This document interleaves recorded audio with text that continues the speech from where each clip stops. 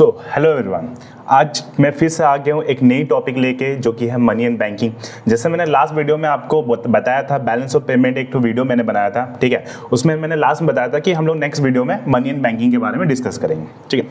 देखो यार, क्या होता है ना कि जब कैमरा के सामने पढ़ाना होता है ना तो थोड़ा सा नर्वसनेस आ जाता है। मतलब कि ऐसे क्या होता है ना कि हम लोग कैमरा के सामने थोड़ा सा अजीब सा लगता है, ठीक है। तो वो ऑकवर्डनेस को थोड़ा दूर कर लेंगे, ठीक है। वो धीरे धीरे होते रहेगा, ठीक है। देखो, कहीं पर भी हम मेरा अगर कहीं पर तुम लोगों को लग रहा है कि अगर मैं कहीं पर फास्ट पढ़ा दे रहा हूँ या फिर कुछ ऐसे टॉपिक पे मैं क्लियरली वहाँ बता नहीं पा रहा हूँ, तो उस टॉपिक को एक बार मेंशन कर दो ताकि मैं आने वाले वीडियो में मैं वापस से वही टॉपिक को एक बार चर्चा कर दूँ, ठीक है। तो चलो शुरू करते हैं अपना मनी एंड बैंकिंग। देखो, बहुत इजी चैप्टर है ये, ठीक है। देखो, मनी एंड बैंकिंग दोनों अलग अलग चैप्टर है। कंफ्यूज मत हो जाना कि मैंने एक ही साथ उसका नाम लिख दिया। चैप्टर अलग अलग है लेकिन यूनिट एक ही है, ठीक है। अभी देखो, मनी एक अलग कॉन्सेप्ट है, ठीक है। पहले मनी के बारे में डिस्कस करेंगे क्योंकि बहुत ही ज्यादा वो छोटा टॉपिक है, ठीक है। इसमें जैसे कि तुम लोग को यहाँ पर बताया जाएगा कि मनी होता क्या है, ठीक है। मनी से पहले हम लोग क्या सिस्टम लेके चलते थे, मनी हम लोग क्या क्या प्रॉब्लम को सोल्व करता है, मनी सप्लाई के बारे में, और मनी सप्लाई के कितने मेजर्स होते हैं, ठीक है। तो इतना ही टॉपिक है इसमें। और बैंकिंग थोड़ा सा एक तो बड़ा टॉपिक है, बड़ा उसमें कॉन्सेप्ट है। मनी क्रिएशन के बारे में पढ़ेंगे, यानी कि बैंक कैसे पैसा कमाता है, ठीक है। उसके फंक्शंस क्या है, सेंट्रल बैंक के फंक्शंस क्या है, वो कैसे मनी को रेगुलेट करता है या फिर मनी सप्लाई को इंक्रीज डिक्रीज कैसे करता है, वो हम लोग बैंकिंग चैप्टर में पढ़ेंगे, ठीक है। तो अभी के लिए हम लोग क्या करते हैं, मनी के ऊपर फोकस करते हैं। देखो, होता क्या था ना, पहले के टाइम में, जो राजा महाराजा के टाइम में, उससे पहले ये चल जाओ, ठीक है। पहले हम लोग एक बैटर सिस्टम नाम का एक तो हम लोग सिस्टम चलता था जिसमें गुड्स टू गुड्स एक्सचेंज होता था, ठीक है। जिसको हम लोग C2C इकोनॉमी भी बोल सकते हैं, यानी कि कस्टमर टू कस्टमर, यानी कि खरीदने वाला भी एक कस्टमर है, बेचने वाला भी एक कस्टमर है, ठीक है। मतलब कि यहाँ पर क्या हो जा रहा है ना कि सामने वाला क्या हो रहा है, मेरे को कुछ सामान दे रहा है तो हम भी उसको बदले में कुछ सामान देंगे, ठीक है।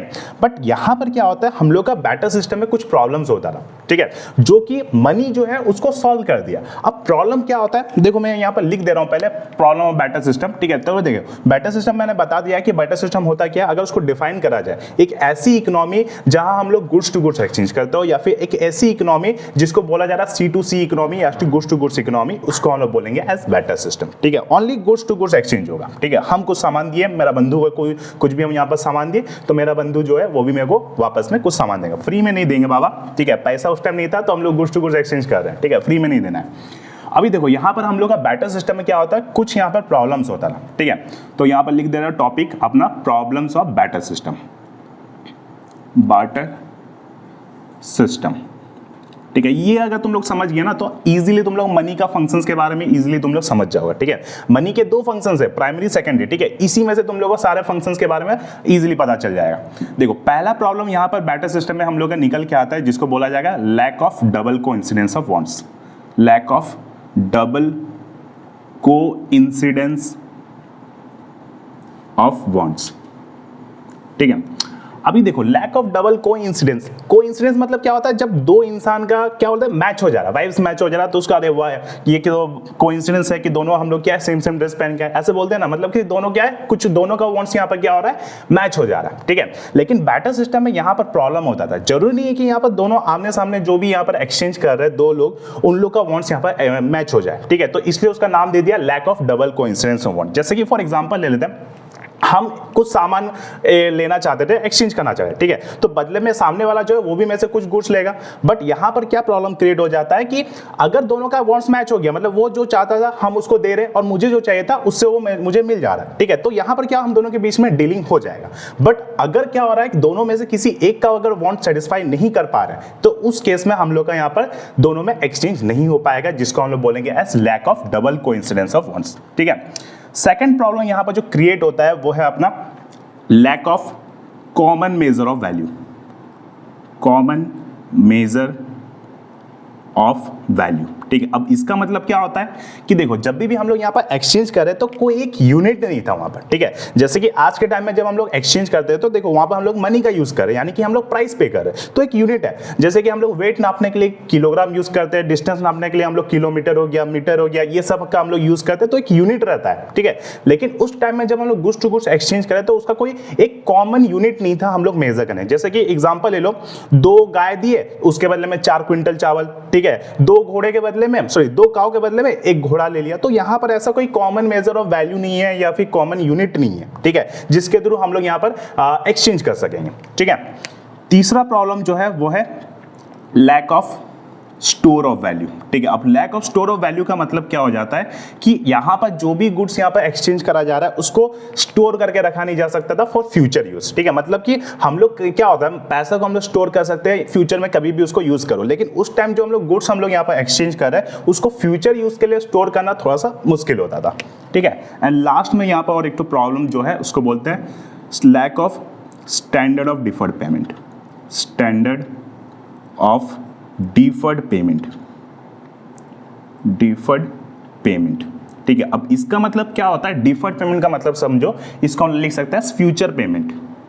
फ्यूचर पेमेंट, ठीक है, यानी कि बैटर सिस्टम में एक प्रॉब्लम होता था कि जो भी हम लोग एक्सचेंज करेंगे गुड्स टू गुड्स उसको ऑन द स्पॉट और उसी वक्त ही एक्सचेंज करना पड़ेगा, जिसको हम लोग बोलेंगे डिफर्ड पेमेंट। यानी कि यहाँ पर sorry lack of standard of deferred payment, यानी कि फ्यूचर पेमेंट यहाँ पर पॉसिबल ही नहीं है। ठीक है, जो भी एक्सचेंज होगा दोनों के बीच में उसी टाइम होगा। रीजन भी है, देखो क्या हो जाता है ना कि अगर कल को उसके साथ मेरा झगड़ा हो गया जिसके साथ हम एक्सचेंज करते तो दोनों के बीच में तो एक्सचेंज होगा नहीं। ठीक है, और उस टाइम हम लोग गुड्स टू गुड्स, हो सकता है कि वो गुड्स ज्यादा दिन तक के लिए ड्यूरेबल नहीं होगा जो हम लोग एक्सचेंज करने वाले हैं, तो वो खत्म हो गया, तो उस टाइम तो हम लोग कुछ एक्सचेंज ही नहीं कर रहे हैं। मान लो कि मुझे सामान मिल गया लेकिन मैं उसको बोलता हूं कि मैं तुझे 5 दिन बाद दे दूंगा। ठीक है, अब 5 दिन बाद कल परसों उसके साथ झगड़ा कर लिया मैंने, तो उसके साथ तो हम डीलिंग करेंगे नहीं, मेरा हम तो लेकर उसका सामान भाग जाएंगे। ठीक है, तो उसको सामान मिलेगा नहीं, तो इसी वजह से यहाँ पर क्या होता है, फ्यूचर पेमेंट यहाँ पर लिया ही नहीं जाता था। ठीक है, जो भी हम लोग एक्सचेंज करेंगे वो ऑन द स्पॉट होना चाहिए। ठीक है, तो अभी यही जो 4 प्रॉब्लम थे अपना बैटर सिस्टम को, उसको सॉल्व कर दिया अपना मॉनेटरी सिस्टम।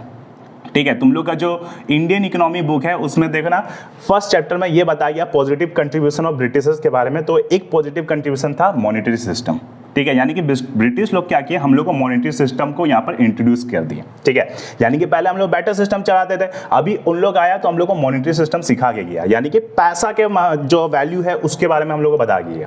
अब ये सारा जो प्रॉब्लम है, lack of double coincidence of amounts, lack of common measure of value, lack of store of value and lack of standard of deferred payment, ये सारा प्रॉब्लम मनी सॉल्व कर देता है। ठीक है, अब यहीं से मैंने बोला था कि ये अगर समझ जाओगे तो मनी का फंक्शन भी तुम लोग को समझ में आ जाएगा। देखो पहला जो प्रॉब्लम है lack of double coincidence of wants. ठीक है, अब इसको मनी कैसे सॉल्व करता है, आज के टाइम में हम लोग कुछ भी गुड्स एंड सर्विस को एक्सचेंज करते हैं तो पैसा देकर हम लोग एक्सचेंज कर सकते हैं। ठीक है, क्योंकि खरीदने वालों को पैसा देना पड़ेगा और बेचने वालों को भी पैसा ही चाहिए, तो यहाँ पर पैसा के थ्रू हम लोग क्या कर सकते हैं, लेन देन कर सकते हैं। ठीक है, मतलब आज हम दुकान गए, ठीक है, पैसा दिए तभी जाके वो मेरे को सामान देगा, तो इसलिए मनी जो है ये जो प्रॉब्लम है इसको सॉल्व करता है। मेरे को सामान चाहिए तो सामने वालों को क्या चाहिए, पैसा चाहिए होता है। ठीक है, सेकंड है lack of common measure of value. अब हम लोग को एक यूनिट मिल रहा है। ठीक है, क्या यूनिट है, जिसको हम लोग बोल सकते हैं प्राइस। ठीक है, वो यूनिट का नाम यहाँ पर क्या ले लिए, प्राइस। यानी कि जब भी हम लोग कुछ भी सामान खरीदते हैं या फिर एक्सचेंज करते हैं तो हम लोग को पे करना पड़ता है, जिसको हम लोग क्या बोलते हैं, प्राइस। ये क्या है, मॉनेटरी वैल्यू। ठीक है, इसको हम लोग बोलेंगे monetary value of a good, of goods and services. ठीक है, अभी जैसे कि मैं एक शर्ट या कुछ भी ऐसा खरीदने जा रहा हूँ, ठीक है, तो सामने वाला दुकान क्या बोलेगा कि हम मेरे को यहाँ पर कुछ ना कुछ यहाँ पर पेमेंट करना पड़ेगा। मैं यहाँ पर क्या पेमेंट कर रहा हूँ, प्राइस, जो कि उस गुड्स का मॉनेटरी वैल्यू है। ठीक है, सेकंड थर्ड पॉइंट है यहाँ पर lack of store of value. अब मनी इसको भी सॉल्व कर दिया, यानी कि अभी हम लोग मनी को स्टोर करके रख सकते हैं फॉर फ्यूचर यूज। मतलब कि आज हम मनी रख लिए अपने पास, ठीक है, उसको हम कभी भी इन द फॉर्म में, मतलब कि एसेट्स के फॉर्म में वेल्थ जो है उसको स्टोर करके रख दिया ताकि हम उसको फ्यूचर में यूज कर पाए। ठीक है, एंड लास्ट में जो प्रॉब्लम है lack of standard of deferred payment. ठीक है, यहाँ पर lack of standard of deferred payment. ठीक है, अब lack of standard deferred payment क्या बताया था कि हम लोग फ्यूचर पेमेंट नहीं कर सकते थे, लेकिन मनी के आने के बाद क्या हो गया, हम लोग अभी फ्यूचर पेमेंट करने लग गए। आज देखना, जैसे कि एग्जांपल ले लो, अगर हम कहीं पर काम करने जाते हैं तो ऐसा तो नहीं ना हो कि जिस दिन हम पहला दिन काम करने गए पहला दिन मेरे को सैलरी दे दिया, एक महीना हम काम करेंगे तब जाके मुझे यहाँ पर सैलरी मिलेगा। हम कहीं पर अगर रेंट में रहते हैं, ठीक है, तो एक महीना बाद ही रेंट पे करेंगे, यानी कि सारा यहाँ पर क्या है, फ्यूचर पेमेंट हो रहा है। ठीक है, पहले यहाँ पर गुड्स एंड सर्विस ले लो, ठीक है, बाद में आप लोग पेमेंट कर सकते हो। ठीक है, मतलब ऐसा म्यूचुअल अगर एग्रीमेंट हो गया तो हम लोग क्या करते हैं, फ्यूचर में हम लोग पेमेंट कर सकते हैं। आज के टाइम में मैक्सिमम ट्रांजेक्शन, जितना भी बिजनेस में ट्रांजेक्शन हो रहा है, देखे गया कि हम लोग क्रेडिट में यहाँ पर सामान खरीदते हैं, यानी कि बिल्स ऑफ एक्सचेंज का नाम तो सुना होगा, उसका यूज करा जाता है, चेक में पेमेंट हो जा रहा है हम लोग का। ठीक है, तो उधारी में हम लोग क्या कर रहे हैं, यहाँ पर चला रहे हैं। क्यों चला पा रहे हैं, बिकॉज ऑफ मनी। ठीक है, यानी कि मॉनेटरी सिस्टम के वजह से या फिर मनी के वजह से हम लोग का फ्यूचर पेमेंट अभी पॉसिबल है। ठीक है, तो यही सारे हम लोग का बन जाता है मनी का फंक्शंस, यानी कि सबसे पहला it is a medium of exchange, यानी कि मनी कुछ भी हो सकता है, मनी कैन बी एनीथिंग जिसको हम लोग as a medium of exchange use कर सके। ठीक है, तो पहला पॉइंट यहाँ पर आ गया मीडियम ऑफ एक्सचेंज का पहला फंक्शन। ठीक है, मीडियम ऑफ एक्सचेंज, एक एक्सचेंज करने का एक माध्यम बन गया वो, ठीक है। सेकंड यहां पर आ गया have a common measure of value, ठीक है, यानी कि मनी अभी क्या कर रहा है, हर एक गुड्स को एक वैल्यू प्रोवाइड कर रहा है, यानी कि प्राइस हम लोग को यहां पर प्रोवाइड कर रहा है, common measure of value. Second इसका बन गया मेजर ऑफ वैल्यू, ठीक है, ये हो गया उसका सेकंड फंक्शन, ठीक है। थर्ड फंक्शन के ऊपर आ जाते हैं, यानी कि स्टोर ऑफ वैल्यू, यानी कि हम लोग अभी मनी को यूज स्टोर करके रख सकते हैं for future use, store of value, ठीक है। एंड लास्ट में हो गया कैन बी यूज्ड फॉर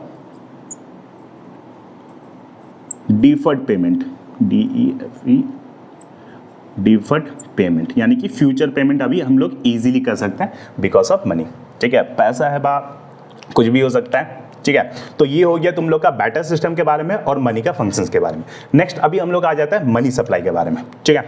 तो अभी आ जाओ हम लोग का नेक्स्ट टॉपिक जो है मनी सप्लाई, ठीक है। अभी देखो मनी सप्लाई मतलब होता क्या है, पहले उसको डिफाइन करता हूँ, लिख देता हूँ मनी सप्लाई का डेफिनेशन।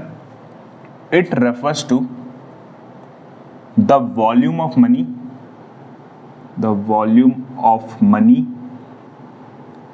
held by public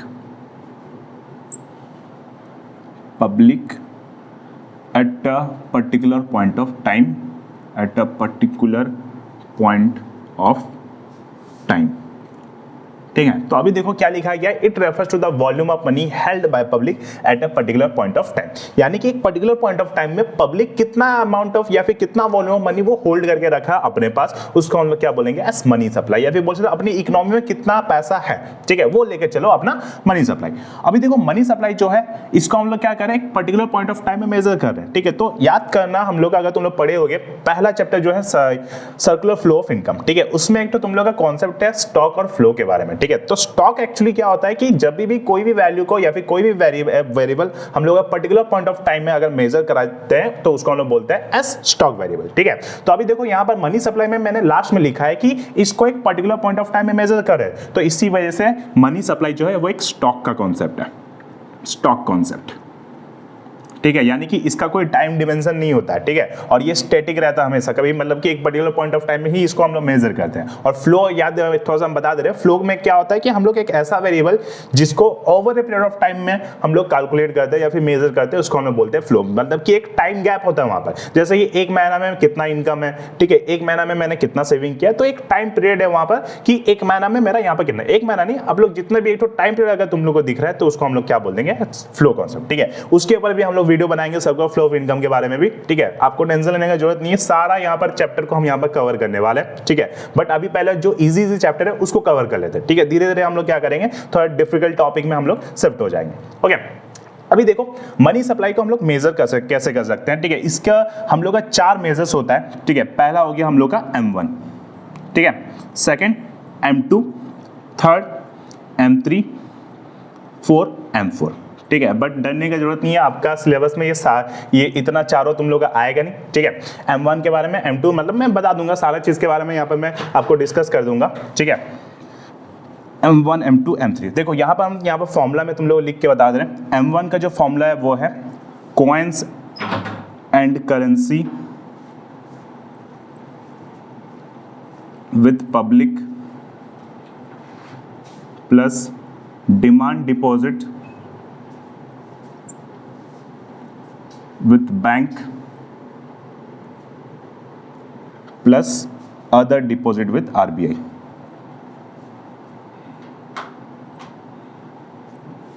ये है इसका फॉर्मूला, ठीक है। Constant currency with public plus demand deposit with bank and other deposit with RBI, ठीक है। अब M2 के ऊपर आ जाते हैं, इसका फॉर्मूला बन जाएगा M1, यानी कि M1 में तुम लोग जो लिया है इसमें भी वही सब आएगा, plus saving account with post office, ठीक है। पोस्ट ऑफिस में भी हम लोग अपना अकाउंट खोल सकते हैं, तो उसमें जो भी हम लोग का सेविंग अकाउंट्स है तो उसको भी यहाँ पर जोड़ दिया जाएगा, ठीक है। तो M3 आ जाए, M3 में आ जाएगा M1 प्लस टाइम डिपॉजिट्स, ठीक है। टाइम डिपॉजिट्स यानी कि तुम लोग का हो गया फिक्स डिपॉजिट FD, ठीक है। एंड लास्ट में M4 का जो फॉर्मूला है वो है M3 plus total deposit with post office, deposit with post office, ठीक है।